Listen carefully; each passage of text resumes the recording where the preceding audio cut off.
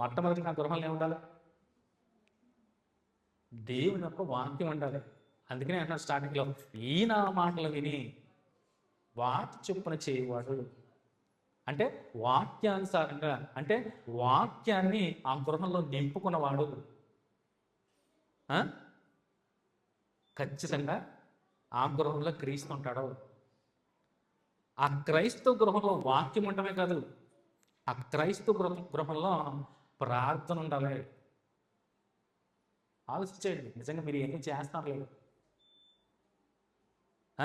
క్రైస్తవ గృహాలుగా పిలువబడి మీ గృహాలన్నీ కూడా క్రీస్తు ఆ గృహంలో ఉంటున్నాడో లేదో చూసుకోండి. ఉంటే చాలా అద్భుతంగా ఉంటుంది మీ గృహం, మీ కుటుంబము. ఆశీర్వాదకర గృహంగాను, ఆశీర్వాదకర కుటుంబంగాను ఉంటుంది. ఖచ్చితంగా చెక్ చేసుకోండి కావాలి.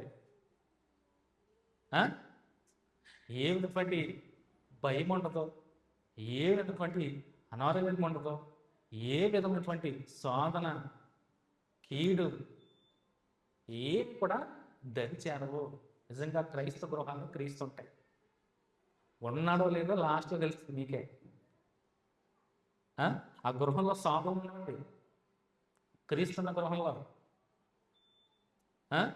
సమస్యలు ఉండవు, శ్రమలు ఉండవు.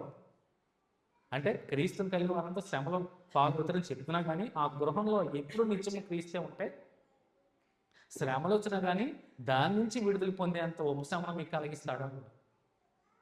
ఖచ్చితంగా వస్తే శ్రమలు కాదు, వచ్చినా కానీ దాని నుంచి బయటపడే శక్తిని, ఆ ధైర్యాన్ని, బలాన్ని నీకే ఇస్తాడు క్రీస్తు. నిన్ను ముందుని నడిపిస్తాడు.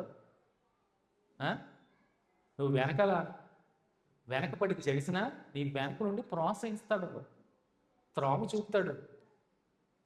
సో ఆ గృహంలో దేవుని ఒక వాక్యం ఉండాలి, అలాగే ప్రార్థన ఉండాలి. ఆ గృహంలో ప్రార్థన ఏం చేస్తాట? ఆ క్రైస్తవ గృహంలో ఉన్నటువంటి ప్రార్థన నీ స్థితిని మారుస్తుంది. మార్చదండి.